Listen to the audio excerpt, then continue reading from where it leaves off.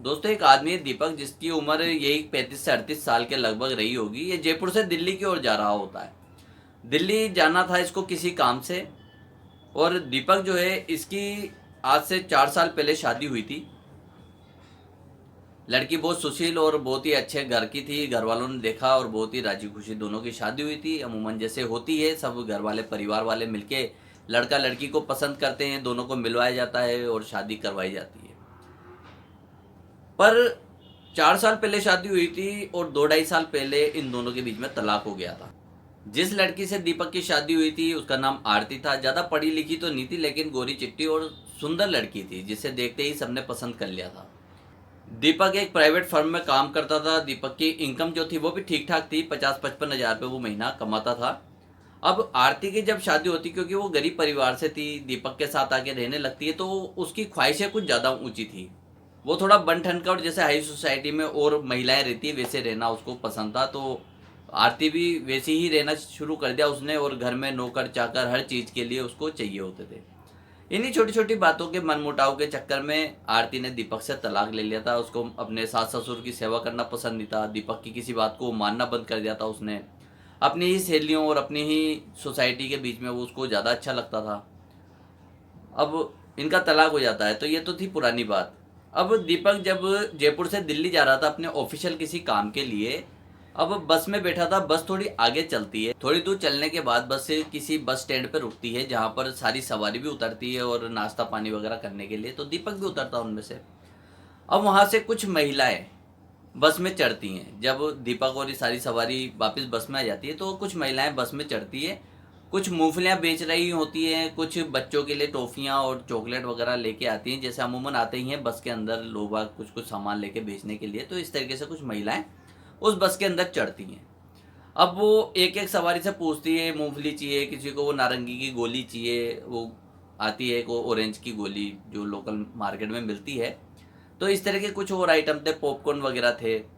तो ऐसे पूछते पूछते एक औरत अचानक दीपक के पास आती है, और जैसे ही दीपक उसको देखता है तो देखते ही रह जाता है, और वो औरत भी उसको देखते ही झेप जाती है। वो कोई और नहीं, आरती ही थी। अब आरती की ये हालत देखकर दीपक को बहुत ज़्यादा अचंभा होता है। दीपक से रहा नहीं जाता, लेकिन वो आरती जो होती है दीपक को देखने के बाद उस बस से हाथों हाथ उतर जाती है नीचे। और अब दीपक से नहीं रहा जाता है कि आरती की इतनी बुरी हालत, हालांकि थी तो उसकी पत्नी ही। अब वो भी बस से नीचे उतर जाता आरती के पीछे पीछे।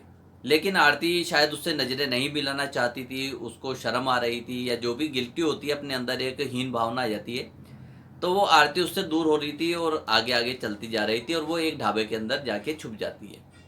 तो दीपक उसको देख लेता है दूर से और उस ढाबे के अंदर जाता है और आरती को वहां पर पकड़ लेता है, उसको उससे बातचीत करने के लिए।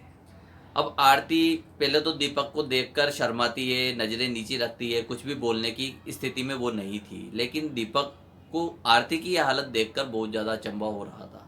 वो जानना चाह रहा था आखिर आरती के साथ ऐसी क्या मजबूरी हुई है कि उसे बस में मूंगफलियां बेचनी पड़ रही है, पॉपकॉर्न बेचने पड़ रहे हैं। अब दीपक आरती को लेकर किसी दूसरे रेस्टोरेंट में जाता है, और वहाँ जाकर जहाँ पर ज़्यादा भीड़ नहीं होती, अमूमन ऐसे जो हाईवे के रेस्टोरेंट होते हैं उनमें भीड़ जब भी होती है जब कोई बस आके वहाँ रुक। अमूमन ऐसे कोई खास कस्टमर ऐसे रेस्टोरेंटों में होते नहीं है, तो खाली ही था। अब दीपक आरती से पूछता है कि ये तुम क्या कर रही हो। तो आरती कहती है मुझे इस बारे में तुम्हें कुछ भी नहीं बताना और कुछ भी नहीं कहना। तो दीपक कहता है नहीं, मैं जानने का हकदार हूँ और मुझे जानना है कि तुम कर क्या रही हो। ये इस तरीके से बस में पॉपकॉर्न और इस तरीके से चॉकलेट वगैरह कैसे बेच रही हो, और बाकी घर वाले कहाँ हैं। ठीक है, एक भाई भी होता है सूरज। सूरज के बारे में पूछता है, सूरज आजकल क्या कर रहा है और वो कहाँ है, और तुम्हारी ऐसी कंडीशन कैसे हुई है। जबकि आरती ने जब दीपक से तलाक लिया था तो दीपक ने उसे 5 लाख रुपए दिए थे, जो कि कोर्ट का फैसला हुआ था कंपोजिशन के लिए। आरती को 5 लाख रुपए की रकम देने के लिए कोर्ट ने कहा था। तो दीपक ने वो भी दिए थे। तो दीपक पूछता वो 5 लाख रुपए जो मैंने तुम्हें दिए थे उसका क्या हुआ है। तो आरती कुछ भी नहीं कहती, बिल्कुल चुपचाप नजरें नीची करके वहां खड़ी रहती है, और उसकी आंखों में आंसू होते हैं। इसको देख के दीपक को भी बहुत ज़्यादा हैरत होती है कि आखिर ये रो क्यों रही है, इसके साथ आखिर हुआ क्या था ऐसा। अब दीपक की क्यूरियोसिटी बढ़ती जा रही थी, वो जानना चाह रहा था कि आरती आखिर यहाँ पर मूंगड़े मूंगफली क्यों बेच रही है। अब जब दीपक फोर्स करता है, आरती से दबाव डालता है उससे पूछने के लिए, तो आरती से रहा नहीं जाता। वो अपने भरे हुए गले से दीपक को अपनी सारी बात सुनाने लगती है। वो कहती है कि मैंने तुमसे तलाक तो ले लिया था, 5 लाख रुपए भी ले लिए थे, और मैं तलाक तुमसे नहीं लेती, लेकिन मेरे भाई और भाभी ने मुझे उकसाया था इसके लिए। वो चाहते थे कि अगर मैं तुमसे तलाक ले लेती हूँ तो वो तुमसे मोटा पैसा ऐंठ सकते हैं। मुझे इस बात का पहले पता नहीं था, लेकिन आरती भी उनकी बातों में आ गई थी और भाग गई थी। तो आरती कहती जो तुमने मुझे 5 लाख रुपए दिए थे, मैंने अपने भाई सूरज को दे दिए थे, और वो इसलिए दिए थे ताकि सूरज उससे उन पैसों से मेरे लिए कोई बिजनेस खोल के दे देगा या कोई मेरे लिए दुकान लगा के दे देगा। लेकिन सूरज ने वो सारा पैसा अपने किसी बिजनेस में लगा दिया और वो सारा पैसा उसने डुबो दिया। जब सारा पैसा डूब गया और मैंने उससे पैसों की मांग की, तो सूरज ने और उसकी जो वाइफ थी, जो आरती की भाभी थी, इन दोनों ने आरती को घर से बाहर निकाल दिया। दीपक को ये सुन के बहुत ज़्यादा हैरत हुई, तो उसने कहा कि और माँ बाबूजी? तो आरती कहती है माँ और बाबूजी दोनों का एक एक्सीडेंट में देहांत हो चुका है। दीपक को ये सुन के बहुत शॉकिंग हुआ, वो बहुत ज़्यादा उसको दुख हुआ। अब दीपक ने कहा कि अच्छा जो हमारी बच्ची है उसका क्या है, उसको तुम कैसे पाल रही हो और उसका क्या, उसका जीवन कैसा चल रहा है। तो दोस्तों आरती और दीपक से एक बच्ची भी थी जिसका नाम कीर्ति इन्होंने रखा हुआ था।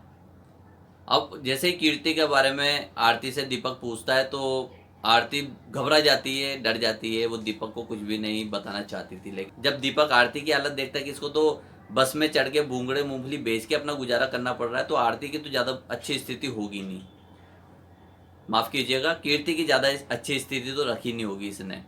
अब दीपक उससे पूछता फोर्सफुली, तो वो कुछ बता नहीं पाती। तो दीपक कहता है कि तुम जहाँ रहती हो मुझे वहाँ ले चलो।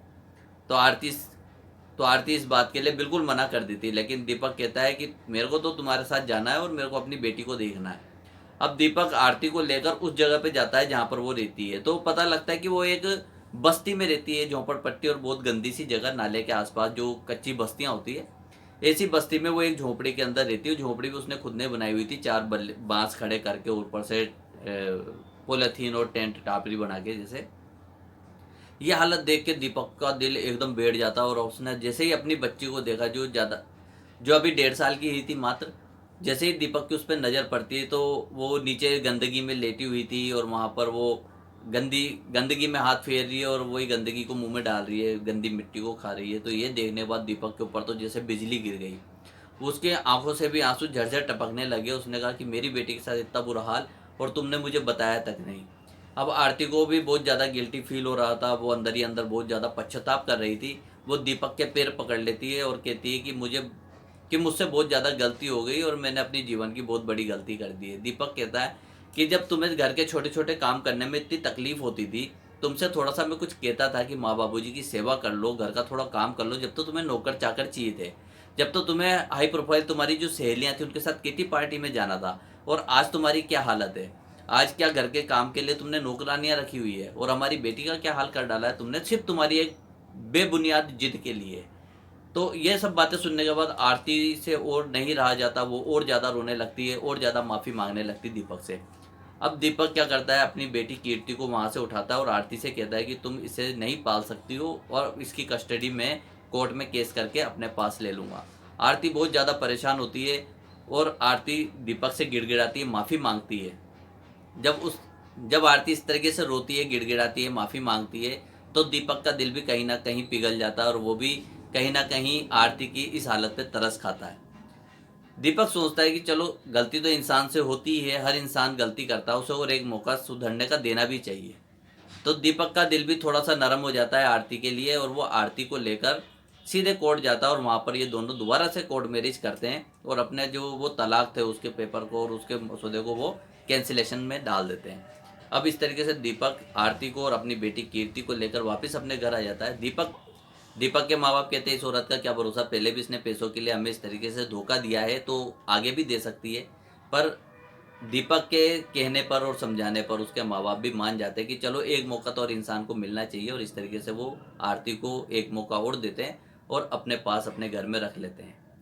तो दोस्तों इस कहानी को सुनाने का मकसद किसी को दुखी करना या किसी की भावनाओं को आहत करना नहीं है, और ना ही समाज में किसी तरह की गलतफहमी को फैलाना है। पर सतर्क रहें, सावधान रहें और अपने रिश्तों को सहेज के रखें, क्योंकि रहीमन धागा प्रेम का मत तोड़ो झिटकाए, टूटे से फिर ना जुड़े, जुड़े तो गांठ पड़ जाए।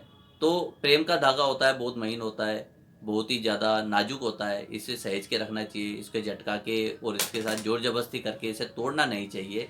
रिश्तों को जहाँ तक हो सके बचाने की और इनको सहेजने की कोशिश करनी। छोटी छोटी बातों में लड़ाई झगड़े हर परिवार में होते हैं, लेकिन उनको इतना बड़ा भी नहीं कर लेना चाहिए कि उसकी वजह से किसी की ज़िंदगी बर्बाद हो, किसी बच्चे की ज़िंदगी बर्बाद हो। तो दोस्तों, आपको कहानी कैसी लगी कमेंट में ज़रूर बताएं। वीडियो को लाइक करें, चैनल को सब्सक्राइब करें। फिर मिलते हैं ऐसी इंटरेस्टिंग कहानी में। वीडियो देखने के लिए बहुत बहुत धन्यवाद।